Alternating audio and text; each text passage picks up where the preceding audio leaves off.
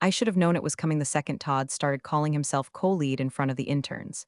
It happened so smoothly, like he'd practiced it in the mirror with his Bluetooth earpiece still in. Yeah, I'll cover that in the summit, he told the logistics team while stealing one of my printed briefing packets. Linda and I are tag teaming this one.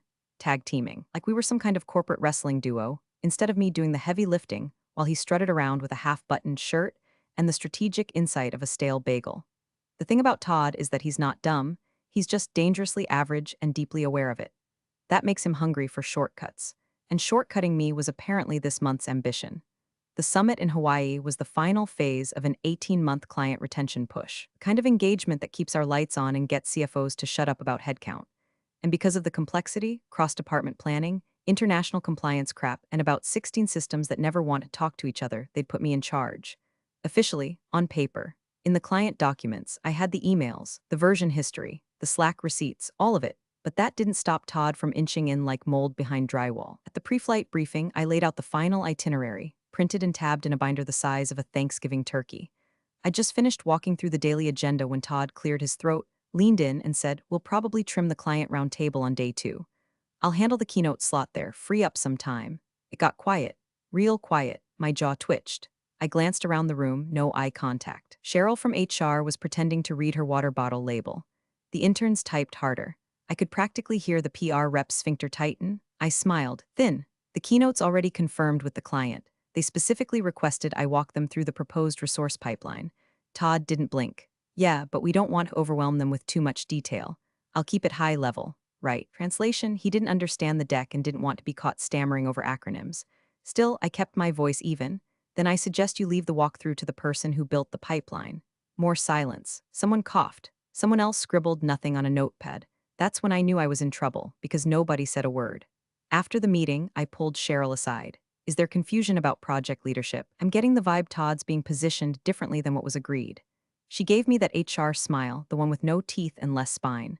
Leadership for these offsites is fluid, don't worry, just roll with it. Fluid, there it was again. Like they'd printed a memo titled How to Gaslight Women Who Do Their Jobs Too Well and passed it around in secret. I walked straight back to my desk and checked the travel system. My seat, aisle 12C. Outbound to Honolulu was gone, just blank like I'd never booked. Like I didn't exist in the universe where this project was happening. I checked again. Same result, I called the travel coordinator. Hey, just checking, my reservation for the summit trip vanished from the app, she sounded flustered. Oh, yeah, I saw that. Might be a glitch. Sometimes the app loses data when itineraries are updated last minute. Was there a last-minute update? I asked flatly. A pause. Ooh, I don't have visibility into who authorized it, but I can loop in someone from procurement? No need, I said. I'll sort it internally. I sat there a long minute staring at my screen, watching the cursor blink like a ticking bomb. My calendar still said final client prep 9:30 a.m., but that meeting had been quietly canceled.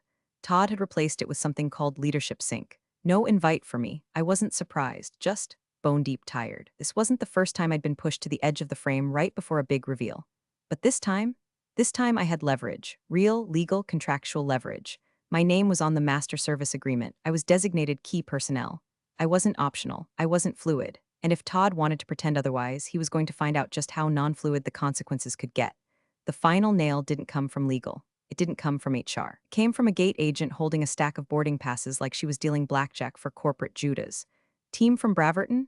She called out, looking up from her kiosk. One by one, they stepped forward, Greg from finance with his too-tight polo, Maya from compliance clutching her anxiety meds, even freaking Jared, the intern who once spelled logistics with a K. Each got their golden ticket. Each smiled, nodded, shuffled on.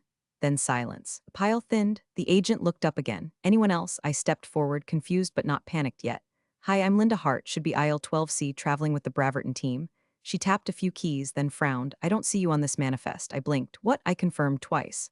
I planned the damn trip. She glanced sideways like I was about to become her problem of the hour. You'll need to check with your company coordinator. I've only got 12 names. You're not one of them? That's when Todd stepped forward. Not fast, casually like he'd been waiting for his entrance cue. Linda, he said, real smooth, there's been a change in travel plans. You're not needed at the summit. I stared at him. Excuse me, he smirked, looking past me like I was background noise. Enjoy your week off. We've got it covered. For a moment, I didn't speak. Couldn't, not from shock, but from calculation. My hands clenched around my laptop bag. I saw Greg glance at me, then quickly away like eye contact would summon guilt. Maya busied herself checking her phone. Jared adjusted his lanyard 5 times like he thought it might turn him invisible.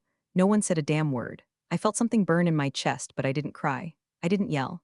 I didn't throw a stapler at Todd's smug, over-moisturized face. Instead, I stepped to the side, pulled out my phone, and opened my email drafts. Subject: MSA Clause 4.2 immediate clarification needed. To Dana Martinez, General Counsel, Syndra Corp. Body. We've arrived for the Hawaii Summit, but I've been informed I'm no longer part of the project. As the named project lead under Section 4.2 of the MSA, I'd appreciate confirmation on whether the current project timeline is still valid, given this change. Happy to forward supporting documentation. Please advise. I hit send, and that was the moment the whole world shifted. It was like flipping a switch and hearing a jet engine start to hum. Quiet now, but not for long. I stood there at the gate as Todd strutted down the jet bridge like Caesar heading to war. One last glance back, just to make sure I'd seen him win. His grin said everything. I hope he enjoyed the in-flight movie. I hope he ordered the complimentary pretzels with the arrogance of a man who thought the story was over. Because 30,000 feet below him, the story had just begun. The plane lifted off the tarmac like nothing was wrong. Todd, sitting somewhere in business class, probably already had his seat reclined and a mimosa halfway drained. I imagined him grinning, earbuds in, basking in the smug afterglow of what he thought was a clean win. The summit was underway. He'd erased the one person who could keep him accountable, and he'd done it with zero resistance. At least that's what he believed. I stayed planted in the terminal, heart pounding so hard it echoed in my ears, not from fear but from restraint. Rage restrained is the most dangerous kind. It sharpens the mind, clears the fog, makes everything crystal. 15 minutes passed, then 20. I didn't move, just stared out the window, phone in hand, watching the clouds roll in like war drums. The other passengers around me chatted about luau's and snorkeling packages. Someone's toddler screamed about Fruit Loops. But I sat completely still, every breath calibrated, the email I'd sent now pulsing like a ticking time bomb in the inbox of Syndra Corp's legal department. Then, buzz, one vibration. I glanced down. From Dana Martinez, General Counsel, Syndra Corp. Subject. MSA Clause 4.2 immediate clarification needed. Hi Linda, thank you for flagging. We are reviewing MSA obligations with our legal team now. Please stand by. I exhaled once. It wasn't an answer, but it was movement. In my world, that meant something just cracked open. I stood up slowly, walked toward the nearest restroom, and locked myself into a stall, not to cry, not to collapse, but to pull up my backup flight reservation. Yeah, that's right. I had a plan B, because deep down I knew something like this might happen. This summit wasn't optional. It was literally written into the MSA with ink so permanent it could survive a nuclear winter. Section 4.2 didn't just recommend my presence, it required it. Any changes to named leadership roles had to be approved in writing by the client's CEO or their designee. No approval. No summit, no contract, no renewal. Todd, with all the foresight of a drunk raccoon, had just walked into breach territory. And I had receipts, so many receipts. I tapped through my Delta app, found my reservation, and hit confirm. Seat 18A, no upgrades, no company perks. This one was mine, booked with my own money at 2:14 a.m. 3 days ago when the glitch deleted me from the travel portal. Back then, I thought it was paranoia. Turns out it was foresight. I wasn't flying in on the company dime. I wasn't arriving with the corporate entourage. I'd be a ghost slipping in the back door, uninvited but unavoidable. As I boarded the flight, back row, middle seat, behind a toddler with a Peppa Pig tablet blaring, I felt the knot in my stomach loosen. Not from peace, but from resolve. I didn't care about legroom or free wine. I cared about truth, about consequences, about the fact that somewhere, right now, a legal team was reading a clause and realizing, oh no, they really screwed this up. 3 hours into the flight, I got another buzz. New email, same thread. Linda, update, we've briefed Mr. Kwan. He is requesting documentation of the personnel change and approval history. Please advise when you are on site. Mr. Kwan, the client's CEO, the man who had personally signed off on my leadership assignment 6 months ago. So, Todd had officially dragged his boot across a legal landmine, and now the fallout was heading straight for his tray table. I closed my eyes and let the turbulence rock me gently. This wasn't a detour. This was the beginning of the reckoning. Hawaii smelled like ocean salt and corporate dysfunction. I landed just after 5 a.m., the air still cool, the sky that soft pre-dawn gray that makes everything feel like it's holding its breath. The others were already there, checked in, badged, caffeinated. The summit was well underway by the time I rolled my carry-on over cracked concrete and into a modest hotel a few blocks from the five-star monstrosity, where Todd was probably already butchering the welcome address. My room was quiet, nondescript. No ocean view, no minibar, no company perks. Just a lamp, a hard bed, and a chair with one leg shorter than the others. I didn't care. I wasn't here for comfort. I was here for evidence. By 7:20, I was dressed in something just professional enough to look intentional if I happened to run into someone, but generic enough to be overlooked. Hair pulled back. Flats. Blazer I kept rolled in my carry-on for emergencies, and this definitely qualified. I grabbed a coffee from a lobby cart that tasted like regret and betrayal and made my way toward the resort. I didn't walk through the front doors. That would have been too theatrical. I slid in through a side entrance like a ghost in ballet flats, found an alcove outside the main ballroom, and posted up behind a decorative fern. Subtle, uninvited, precisely where I needed to be. Inside, Todd was mid-presentation.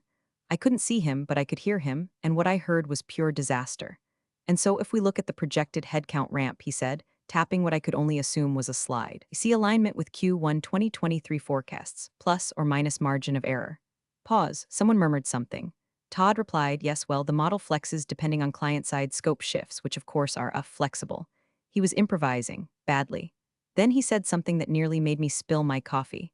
As you'll recall from the February roadmap draft, which we're still using as a baseline, the February roadmap, that thing had been superseded twice. The April version had been finalized and sent to legal.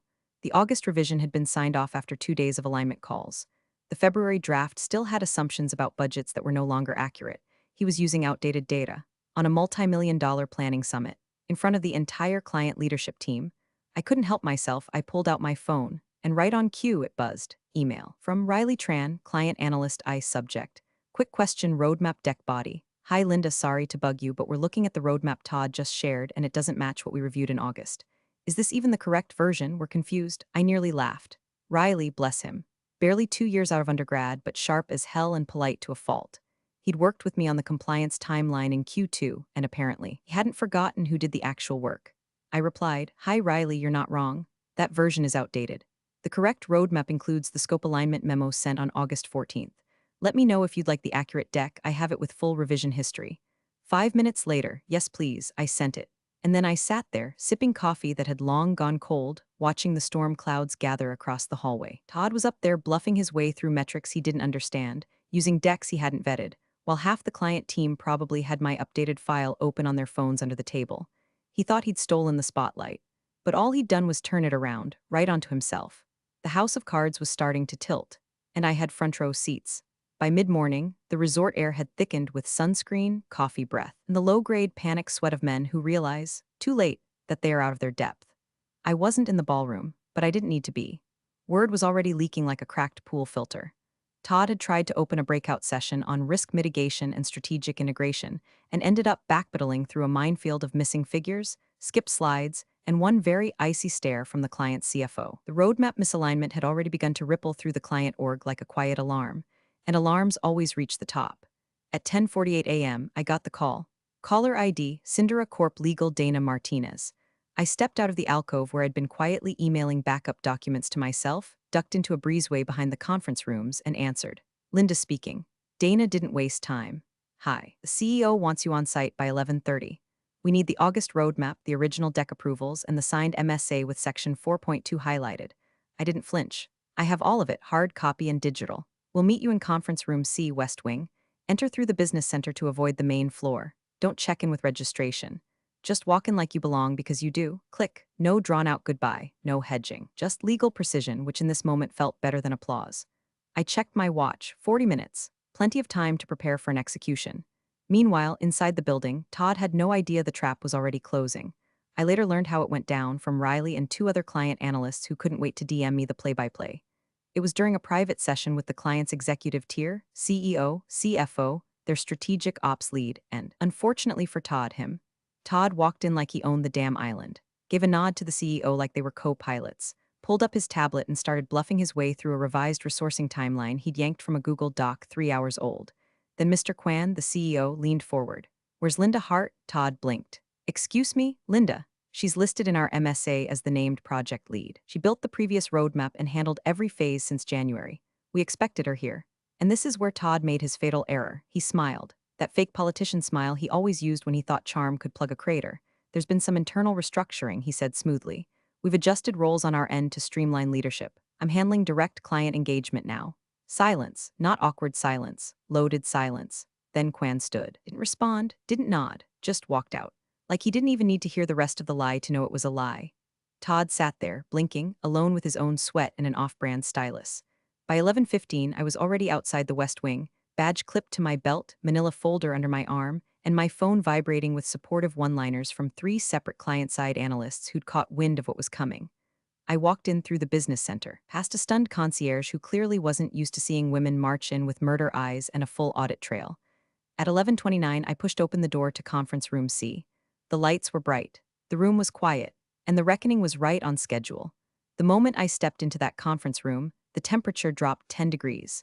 Not literally, it was Hawaii after all, but figuratively. I might as well have walked into a meat locker made of awkward silence and overcompensated authority.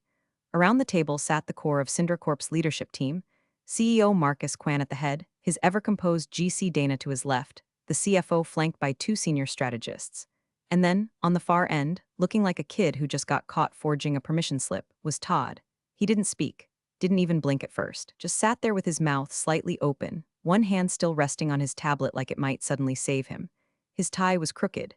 His confidence had cracked just enough to show something fragile underneath. The man had flown first class into a boardroom execution, and now he looked like he couldn't remember his own job title. I didn't acknowledge him. I walked directly to the client's side of the table, opened my folder, and placed a document squarely in front of Dana. Label: Exhibit A MSA Section 4.2 Key Personnel Removal Clause. Dana didn't even wait for me to explain. She flipped it open, scanned the highlighted section, and started reading aloud.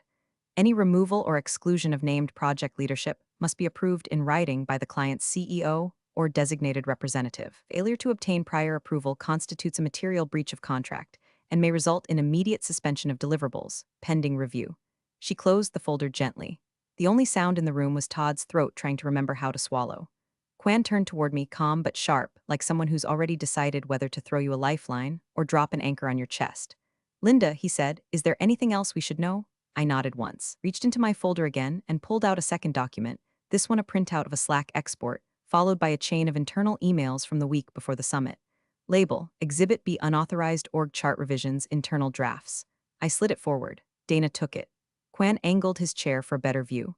The first email was from Todd to the HR lead and one of the travel coordinators. Go ahead and update the deck and itineraries. Repositioning summit leadership for optics. Linda doesn't need to be visible on this one. I'll take point. Timestamp 5 days before departure. The second email, from a junior ops analyst responding clearly confused. Just confirming Linda's still listed as the named lead in the MSA. Should we check with legal? Todd's reply, curt, no need. I've got it. Dana read each page with the stillness of a rattlesnake right before it strikes. When she got to the last message, she let out a slow exhale, then passed the pages across the table to Marcus Quan. He skimmed, then looked at Todd. I believe he said quietly, you have just made our job extremely easy. Todd finally spoke, voice cracking slightly. This is all just a misunderstanding. We were streamlining. These weren't final. I mean, we were moving fast, no, Dana interrupted. You moved unilaterally. You removed key personnel explicitly named in the MSA. That's not a misunderstanding. That's a breach. Todd's mouth opened, but nothing useful came out. Quan turned to me, expression unreadable. Linda, are you willing to resume leadership of this summit if requested? I met his gaze, absolutely. I have the full August roadmap, the approved scope alignment, and the revised budget deck. Everything's ready. He nodded once, then turned to my own company's CFO, who, by the way, had been sitting silently through this whole thing with the same look people get when they realize they parked in a tow zone. I'm formally requesting a pause to the summit, Quan said, effective immediately. We'll reconvene once we confirm all MSA leadership requirements are restored. And with that, he stood. Dana followed. The rest of the client team began gathering their things, quiet but focused. No dramatics, no shouting, just cold corporate precision, the kind that turns into lawsuits when ignored. Todd remained seated, pale and blinking. I didn't look at him as I packed my folder. Vindication didn't need an audience, it just needed facts, and I had all of them.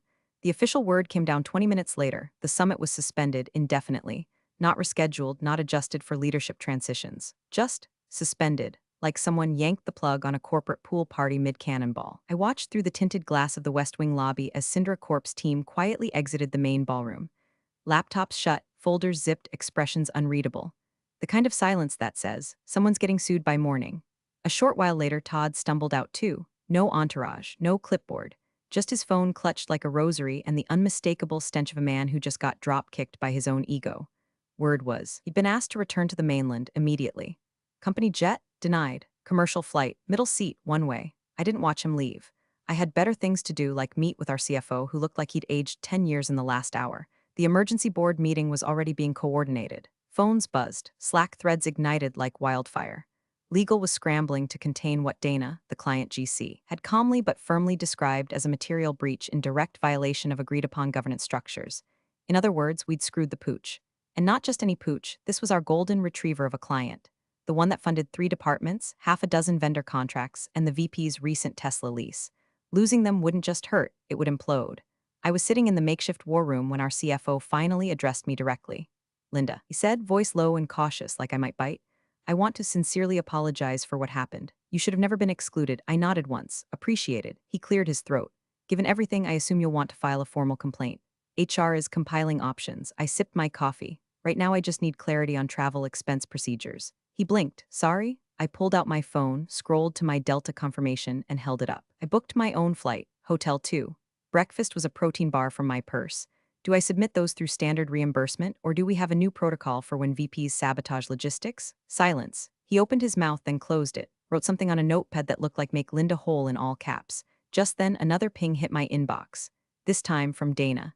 Subject, continuing collaboration body. Hi, Linda. You've begun internal review of next phase scopes. Would you be open to discussing continued engagement as a direct contractor for Syndra Corp? We value your leadership and would prefer to work with you directly going forward. Let me know a good time. I stared at the message for a beat too long, not because I was surprised, but because for the first time in weeks, something finally made sense. Todd had seen this coming, not the breach, not the fallout, me. He knew Syndra Corp trusted me, knew they leaned on me for clarity when their own workflows tangled, knew that if it came down to merit, I would outlast him 10 times out of 10, so he tried to erase me, not correct me, not improve me, erase. And in doing so, he triggered the exact clause I'd fought to get into the contract 2 years ago, the one about named leadership. The one no one ever reads, until today, back at the lobby. I spotted one of the client's junior analysts, Riley, grabbing a coffee to go. He caught my eye and gave me a nod, not dramatic, just respect. That meant more than any Employee of the Month plaque in our break room ever could. I texted Dana back. Let's talk. I'm free after 3. Todd's name was already being scrubbed from internal directories. Slack channels were reassigning permissions. The internal wiki had replaced his bio with a 404 error. No statement, no goodbye email. No farewell bagels in the break room, just gone, as it should be. 2 weeks later, the ocean looked different, not because it was bluer, though it was, but because this time I was sitting at the right table. The summit had been rescheduled, restructured, and rewritten from the ground up. Gone were the buzzwords and rented charisma. Gone was the jazz hands energy of someone trying to bluff their way through a $3 million roadmap. This time, the opening slide didn't read Braverton Corp Project Update. It read, Syndra Corp Strategic Planning in Partnership with Linda Hart. That was the new title, Strategic Partner, not Project Manager, not Support Lead, not Key Contributor, Strategic Partner. And when Marcus Kwan, CEO of one of the most powerful logistics companies in North America, stood at the front of that room and said, before we begin, I want to personally thank Linda Hart for protecting the integrity of our agreement, he didn't look at my company's execs. He looked at me. No handshakes were offered to Todd, because Todd wasn't there. He never would be again. Back home, the fallout had been swift and surgical. HR released a 2-sentence memo on a Monday morning titled Leadership Realignment, and by Tuesday, Todd's name was scrubbed from every system that had once bloated under the weight of his self-importance. There was no farewell post on LinkedIn. No new beginnings, selfie from an airport lounge, just digital ash. He disappeared as quietly as he'd tried to erase me. The internal story became miscommunication. The unofficial story, though, it traveled like wildfire. Don't mess with someone who reads the MSA. At the summit, I kept things professional. No gloating, no passive-aggressive jabs, just clarity, consistency, and the kind of calm that only comes when you've already survived the storm. I led the sessions, walked through the August roadmap revisions, fielded compliance questions without breaking a sweat. Even Riley from the analyst team brought me a hand-drawn diagram of the new resource plan, like a kid presenting a science fair project. Dana nodded along from the back of the room like a proud parent. The trust, it was real now. It wasn't just about deliverables anymore, it was about integrity. And me, I'd stopped waiting for credit. I'd started building leverage, one clause at a time. That night back at the hotel, I skipped the big networking dinner and took my laptop poolside. The air was warm. My inbox was cleaner than usual. I leaned back with a coffee in one hand and the ocean humming in the background. Then my phone buzzed. New email. Subject, Extended Engagement Body, Linda. Attaching a draft of the extended contract. Let us know your preferred terms. You're the real MVPs of the office jungle. Thanks for watching. Smash that subscribe button, or the coffee pot might just forget your next brew.